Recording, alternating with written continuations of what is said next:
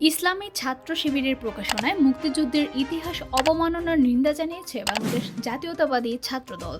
শিবিরের দলীয় প্রকাশনা সংস্থা ছাত্র সংবাদ এর ডিসেম্বর সংখ্যায় প্রকাশিত একটি প্রবন্ধে মুক্তিযুদ্ধের ইতিহাস ও মুক্তিযোদ্ধাদের অবমাননা করা হয়েছে উল্লেখ করে এজন্য শিবিরকে জাতির কাছে ক্ষমা চাওয়ার আহ্বান জানিয়েছে ছাত্রদল।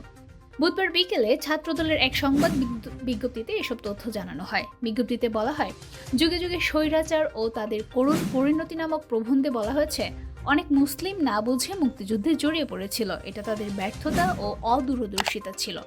আল্লাহ তাআলা তাদের ক্ষমা করুন। এই বক্তব্যকে ছাত্রদল অত্যন্ত আপত্তিকর এবং ন্যাক্কারজনক মনে করে। এতে মুক্তিযুদ্ধের সঠিক ইতিহাসের প্রতি গভীর অসম্মান করা হয়েছে।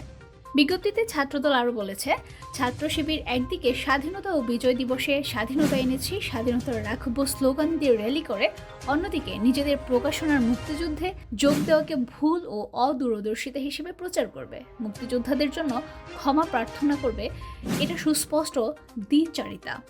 এই দ্বিচারিতার ফলে প্রমাণ হয়, প্রকাশ্যে তারা মুক্তিযুদ্ধের পক্ষে অবস্থান গ্রহণ করার কৌশল নিলেও ভেতরে ভেতরে ছাত্র শিবির পূর্বসূরি ছাত্র সংঘের মতো মুক্তিযুদ্ধের বিপক্ষের মনোভাব ধারণ করে। লেখকের ব্যক্তিগত অভিমত বলে, ছাত্র শিবির তাদের দলীয় প্রকাশনার মাধ্যমে স্বাধীনতা বিরোধী ন্যারেটিভ প্রচারের দায় এড়িয়ে যেতে পারে না বলে ছাত্রদলের বিজ্ঞপ্তিতে উল্লেখ করা হয়। এতে আরও বলা হয়েছে, সুস্পষ্টভাবে প্রমাণিত হয়েছে ছাত্র শিবিরের প্রকাশনার এডিটোরিয়াল পলিসি স্বাধীনতা বিরোধী ন্যারেটিভ প্রতিষ্ঠা করার পক্ষে। ছাত্রদলের কেন্দ্রীয় সভাপতি রাকিবুল ইসলাম ও সাধারণ সম্পাদক নাসির উদ্দিন অবিলম্বে ছাত্র শিবিরকে এই ঘটনায় নিজেদের অবস্থান স্পষ্ট করার আহ্বান জানিয়েছেন।